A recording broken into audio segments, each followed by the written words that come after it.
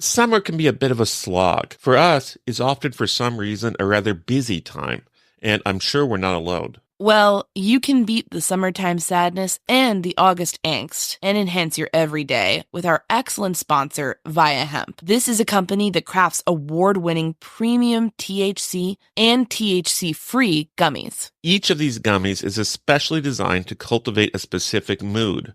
Whether you're looking to get relaxed, get quality sleep, get creative, or just to get focused. If you're 21 or older, you can experience it for yourself and get 15% off your first order with our exclusive code MSheet at viahemp.com. That's VIIAHEMP.com. I personally enjoyed their grapefruit flow state gummies. This CBG and CBD powerhouse really helped me tap into my productivity. Like, we have had an extremely busy summer, and I feel flow state got me over the finish line a few times when I was editing multiple episodes a day, digging through documents, and knocking out a bunch of interviews. Via Hemp does not require a medical card, and it ships legally to all 50 states. It's also affordable, and even more so for Murder Sheet listeners who get a special deal. If you're 21 and older, head to viahemp.com and use code MSheet to receive 15% off. That's VIIAHEMP.com and use code MSheet at checkout. After you purchase, they ask you where you heard about them. Please support our show and tell them we sent you. Enhance your everyday with Via. Content warning. This episode contains discussion of murder. Well, when I was looking through cases that were going on this week to include in this particular episode of Cheat Sheet, I noticed a few that had something in common because they were each instances of significant events or developments occurring after the verdict was reached in court. Typically, I think we all assume that when there is a verdict in a trial, that is it. But at least in these instances, that proved not to be the case.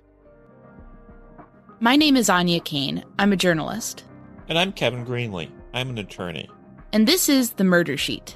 We're a true crime podcast focused on original reporting, interviews, and deep dives into murder cases. We're The Murder Sheet. And this is the Cheat Sheet, Verdicts and Violations.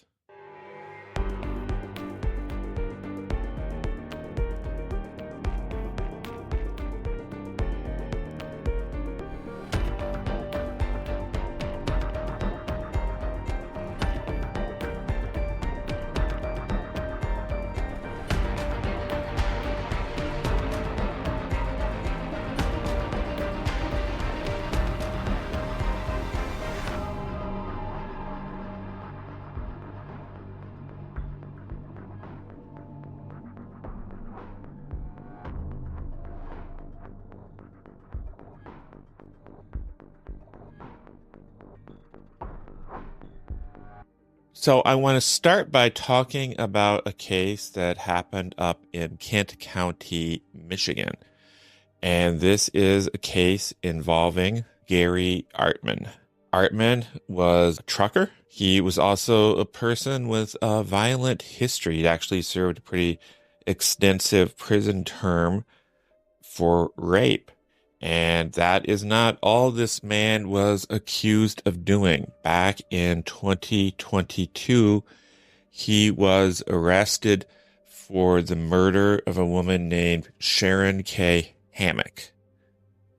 Miss Hammock had been raped, strangled, stabbed, hogtied, and dumped by the side of a road back in Grand Rapids, Michigan. She was actually one of a dozen or so women killed in the 1990s in Grand Rapids. That's horrifying.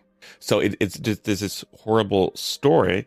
And one thing that's awful about a story like this is that the family had to wait so long to get justice. Because as I say, she was murdered back in the mid-90s, and Artman was not arrested until 2022. And what happened to finally trigger that arrest was There was some DNA found at the crime scene, which ultimately could be linked to him. When they started to investigate him, they found all sorts of knives, ropes, and disturbing videos in his storage unit. They found that he had some journals where he wrote some bizarre things. All of these things finally led them to make the decision to pull the trigger and arrest this man. And this happened in 2022. In the middle of last year, he was tried for this heinous murder, and he was convicted of it. In remarks after the conviction, he strongly denied his guilt of this crime.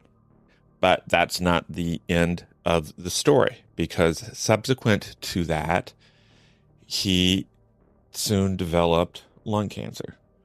He got very, very sick.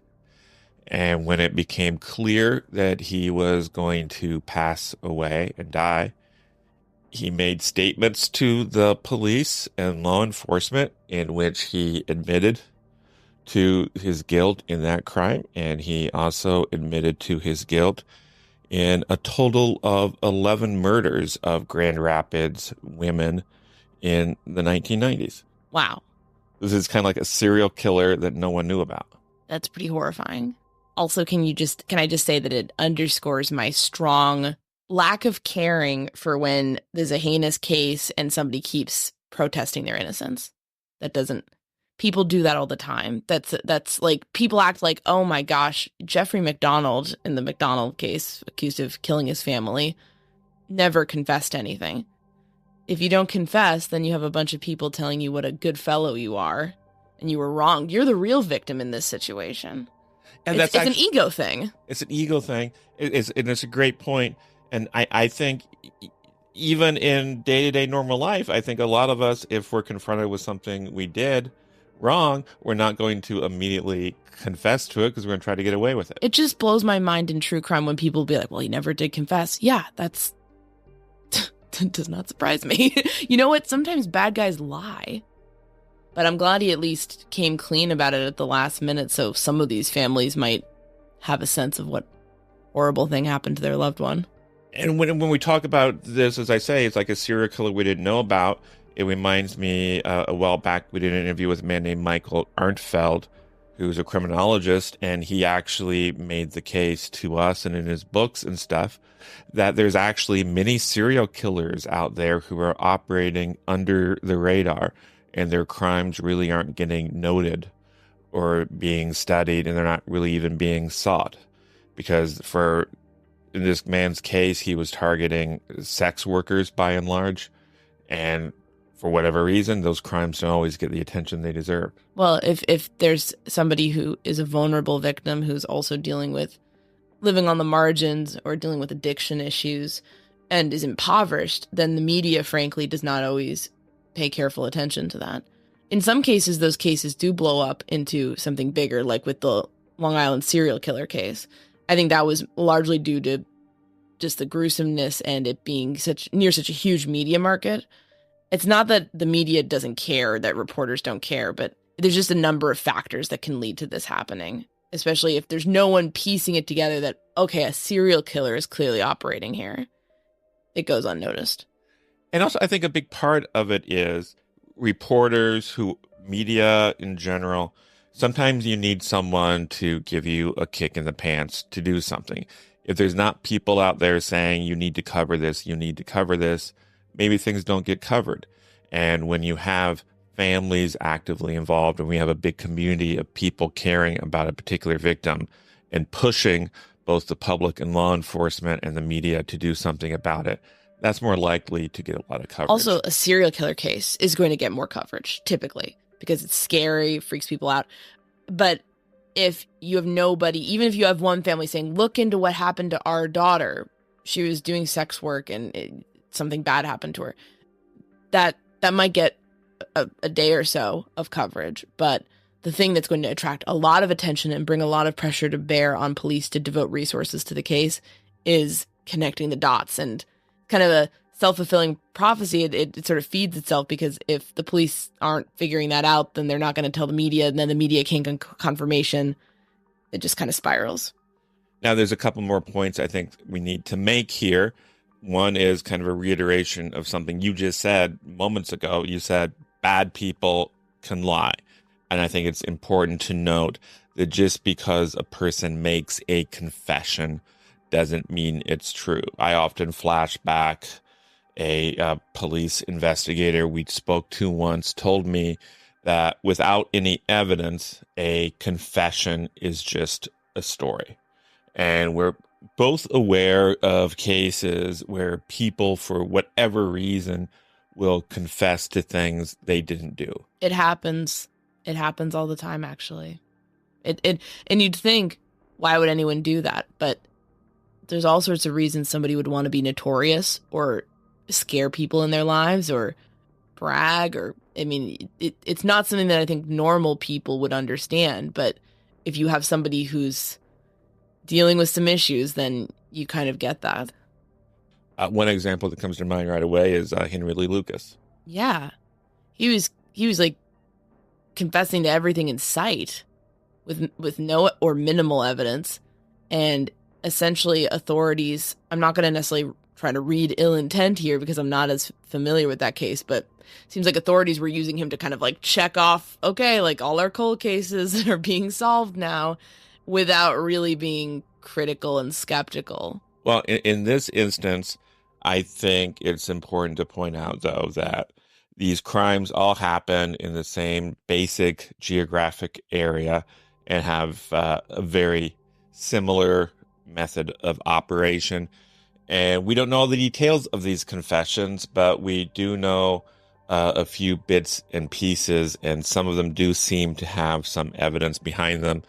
For instance, in one of them, Artman talked that he saw one of the people he ended up murdering leaving a bar with some sort of cast or sling on her arm. I don't believe that information about that particular victim was out there, and it turns out that one of the people he murdered did indeed have that on her arm. This was Kathleen Dennis. Okay, that's pretty compelling. So that makes these confessions sound plausible to me. I'm sure that the investigators are going to continue to look into all of this and try to find even more evidence. And I'll be very interested in what they find. Absolutely. I'm glad that before he passed away, he was able to provide some answers to what happened to some of these women whose lives were ended far too soon. Another thing I flash back on is there was a rather notorious case here in the state of Indiana back in the early 80s. There was a man named Stephen Judy. Oh, geez. He did some horrific crimes. He ultimately was executed for them. And we've talked with one of the people who knew some of the investigators on that case, and he told us that shortly before Judy was to be executed, he told an investigator there were other crimes, other murders I'm responsible for. Investigators had suspected that. Judy said, I'm writing down the details of these crimes and I'm putting them in this sealed envelope. Don't open this envelope until after I am dead. And the investigators agreed to that. And Judy is executed. The investigators open up the envelope and find blank pieces of paper. That guy was a monster. He was just playing with them. Yeah, just an absolute monster. Some people are irredeemable in my mind, and he's one of them. Yeah, that's a horrifying case. Yeah. He killed a mom and I think it was 3 kids, but he killed the kids. He raped and murdered the mom. I think he strangled her. Then he threw each of the small children in a creek. They couldn't swim and they drowned. And then he said afterwards, well, it's not his fault. They didn't know how to swim. Yeah, trying to absolve himself of some of the guilt. This was how he wasn't trying to make a joke or whatever. This was actually the way his mind worked. Yeah, he was a really sick person. And he has been suspected in a lot of other crimes, including the Burger Chef crimes. Which I don't really see, but I understand why people think that, because if you're capable of doing something so awful, I can understand describing a lot of awful things to the person. Now, let's move on and talk about another case where there's been some interesting developments after the verdict. And in this case, the verdict happened quite a while ago. I'm talking about the case of 15-year-old Martha Moxley, who was actually murdered all the way back in 1975. Greenwich, Connecticut. Greenwich, Connecticut. Her death for many years was unsolved. No one had been prosecuted for it. Ultimately, that finally changed when a man named Michael Skakel, who was a cousin to the Kennedy family, was prosecuted and convicted of it. And frankly, the evidence against Skakel was overwhelming.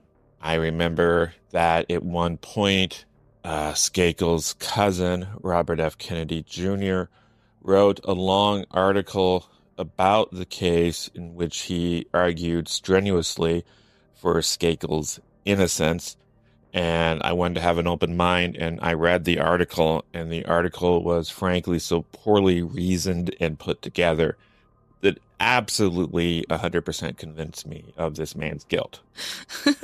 I mean, we haven't talked about it. Do you have an opinion? Oh, of the he's case? guilty. Oh my God. Yeah. Jesus Christ. I mean, this whole thing has been such a miscarriage of justice, and it just frankly, it reeks of two different systems for wealthy and connected people and poor people in this country.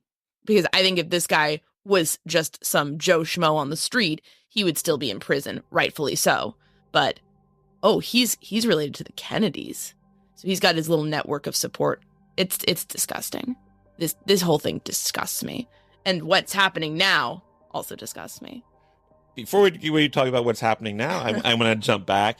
He was ultimately convicted for the crime. If you just look at the headlines and such, that they'll tell you that his conviction was tossed out and that the prosecutors in the case declined to put him on trial again because they didn't feel they could prove his guilt beyond a reasonable doubt. And so when you look at that, you get a certain impression. Wow, it's not a strong case. Yeah, you get the impression it's not a strong case. And I think it's worth pointing out that, first of all, this was not an instance where the conviction was thrown out because somebody said, golly, this guy's actually innocent. It was a procedural matter.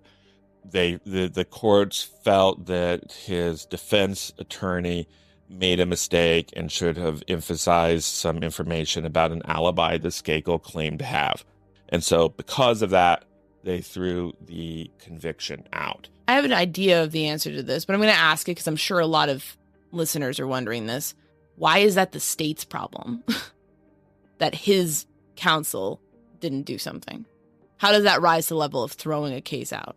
The argument would be he didn't get a fair shake. You want to make sure that if you take away a person's liberty and you send this person to prison perhaps for decades, you want to make sure that everything was absolutely done by the book. I guess especially if they're related to the Kennedys. You have a pretty strong opinion about this. Oh, I do. Yes. So the case is thrown out, and now you're hearing Anya and I say that we feel it's a strong case, so why wasn't it retried? And by the time the case is thrown out, it has been decades since the crime. And there were a total of 51 witnesses that the state wanted to use to prosecute their case. And 17 of those witnesses had passed away. And it's really hard to move forward with a case when about a third of your witnesses are unavailable to you because of death. Think of it like everybody knows the 1908 Cubs were the world champions. How good of a team would they be if a third of them were unavailable for a game? What odds would they have to win a game if a third of the team was unavailable to play? So that was why the state did not move forward. forward with the case. So that was where things stood. This man had his freedom back, even though many people, the family of the victim, Anya and I'm sure many of you out there believe he's guilty. He got to be free. So surely that was enough for him, right? Getting away with murder? No. So now he is suing the law enforcement agencies that investigated the case, saying they did all these things wrong. They violated his rights. They didn't provide evidence about other suspects, this and that. And so they need to give him lots of money to make it all right. What's your opinion? Not good. I think this is a guilty man who gamed the system and exploited his connections to a notorious family. And it just disgusts me. This is not justice for Martha Moxley. I know this. I just feel like this would not be happening if he wasn't who he was. I hope he falls flat on his face with this lawsuit. Unfortunately, there's cases of people who are wrongfully convicted and are exonerated by DNA, who like a real exoneration, and they get thrown out on the streets and given nothing. Those people deserve monetary compensation for what they went through. This guy deserves nothing. One thing about our legal system that upsets and frustrates a lot of people is that even if you don't have a strong case, you can file a suit, and there's every chance in the world that if you're suing a big company or perhaps the government, that some accountant will say, well, it'll cost us $100,000 to defend this suit. Let's offer this person $90,000 to go away. In other words, even if you file a frivolous suit, you can get a pretty good payday. So maybe he's hoping for something like that. Because it's more expensive for the larger entity to fight it than to just settle it for a pittance. So I don't know if that's what his motivation here is, but it will be interesting to keep an eye on this one going forward as well. Our last case came to my attention through an article that Audrey Conklin wrote for FoxNews.com. It's a great article. And I should note here that we will include a link to that article in our notes.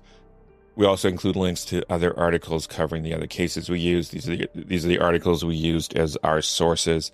WoodTV did some great articles on the Artman case, and the Skakel case was covered very well by a number of outlets. And as I mentioned, this particular case that we're going to do next was written about by Audrey Conklin. This is the story going back to 1991. A 21-year-old woman named Anita Byington was beaten to death in Austin, Texas. A man named Allen Andre Causey was convicted of that murder, spent 30 years in prison, and was released on parole last year. But that is not the end of the story. He last year also began seeking something greater than his release. He wants exoneration. He wants people to consider him to be innocent. And the Innocence Project is actually helping him with this. They are claiming that the confessions that Causey made in this case were false confessions, that he was pressured into it. He was intimidated into it. And so they should not be taken seriously. And they have some support on this from the current district attorneys in the case, who are trying to point the fingers at other potential suspects. And one of the reasons I find this very interesting is that the family of the victim was not notified that this, for lack of a better word, reinvestigation was going on.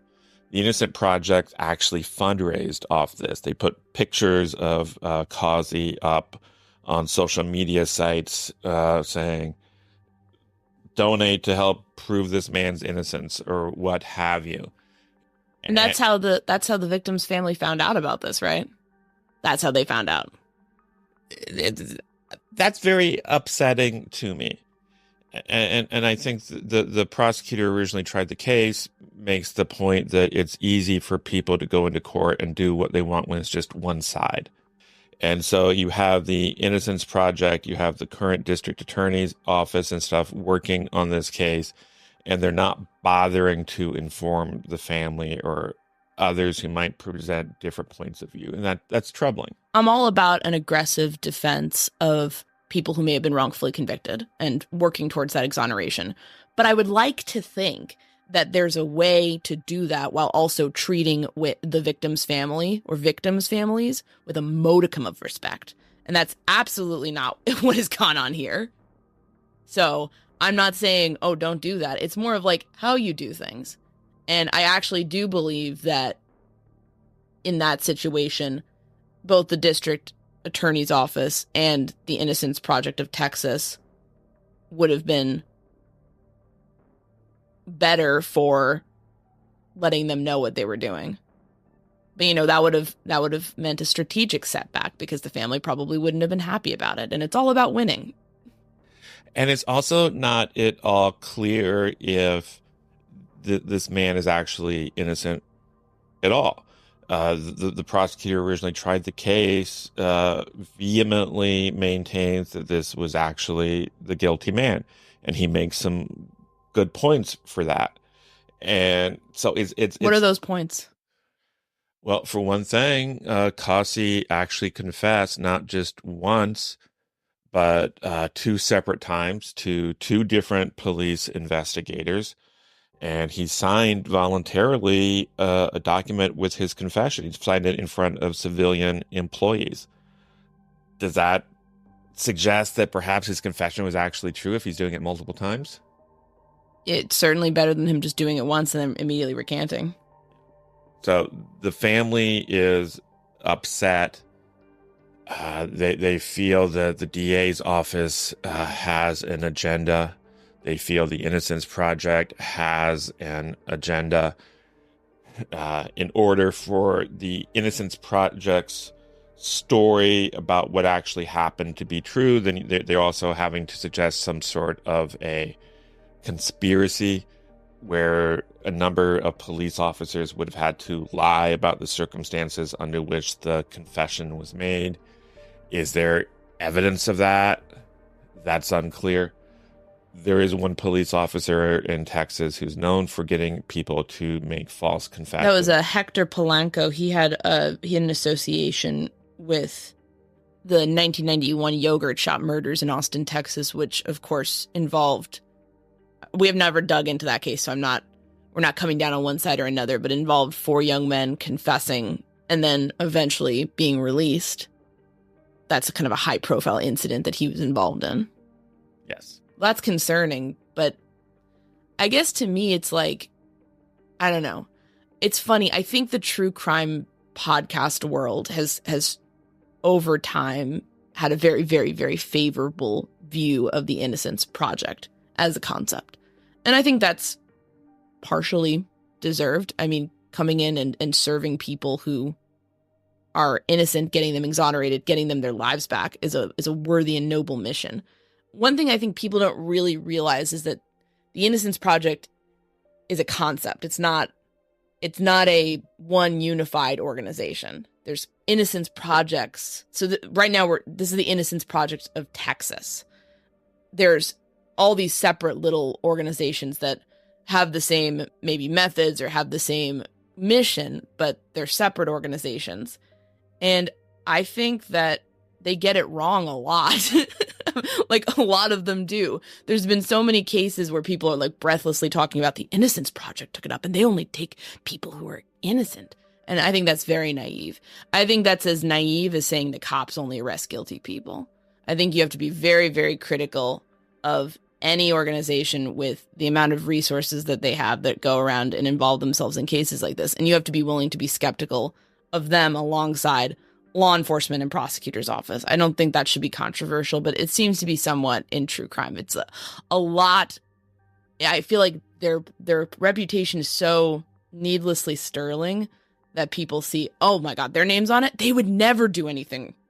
They would never try to get a guilty person off. And it's like, that's not, I think people need to be examining some of their actions more critically and with an eye toward it's not all one organization. It's a concept. What I'm about to say doesn't really necessarily deal with just the Innocence Project, but I think it's also important to look at process. Process matters. It counts for something. Some of the details in this case reminded me a bit of what we saw in the Adnan Syed case, because that was a case where Syed ended up being released because some current office holder decided that she felt he was innocent, and there was court hearings where the family did not receive adequate notice. And it seems in this case, he was paroled, so that's not an issue, but we're seeing court hearings where the family doesn't receive notice. And process matters. I think the family should have been told they deserve a voice in all of this, whether Causey is innocent or guilty of the crime. Is there an argument that in this case, playing devil's advocate, that the Innocence Project didn't owe the family a contact, but the DA's office, which claims that it tried to contact them, but obviously it was not successful. And I don't really know how that happens. Like, you show up at their house. Yeah, in fairness, I don't think the Innocence Project, their focus is on their, for lack of a better word, on their clients. And their client is the person who they're trying to exonerate. I guess. But the DA. I think it would be nice if they at least tried. They're doing something in this case that, even if they're correct, it's going to upend these people's worlds. So maybe a phone call would be a good idea. Even if you get yelled at least you're doing the right thing. Doesn't that matter? I guess not necessarily in this case. And it's not clear if Causey is truly innocent or if he was guilty as charged. But I seems think pretty ambiguous. It seems ambiguous. If he was wrongfully convicted, obviously he deserves his justice, but everybody deserves their justice, and the family deserve to be treated better in this, in my opinion. Oh yeah, this is a whatever we can look, as more information comes out, it's possible that it'll indicate that Causey was an innocent man, and in that case, again, as you said, he deserves to get exonerated. And it's possible that won't really become clear, or it's possible that it'll become clear that he was guilty as charged. But at the end of the day, there needs to be a process in place for respectfully dealing with victims' family members when you're doing this, because they deserve better. The system of criminal justice seems to fail victims' families at every turn sometimes, in my view. Not always, not universally, but oftentimes. And this is just adding insult to injury, because they go through the trauma of, the investigation, a trial, a conviction, and then, nope, you're not done. You got to come back and deal with whatever this is. And dealing with them with a little bit more sympathy, even if there's not necessarily a legal reason to, would be at the very least a nice moral move. Well, thank you so much for listening, and we will be back next week with more episodes and another episode of The Cheat Sheet. Thank you. Thanks so much for listening to The Murder Sheet. If you have a tip concerning one of the cases we cover, please email us at murdersheet@gmail.com.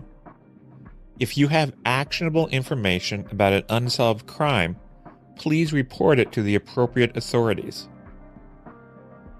If you're interested in joining our Patreon, that's available at www.patreon.com/murdersheet.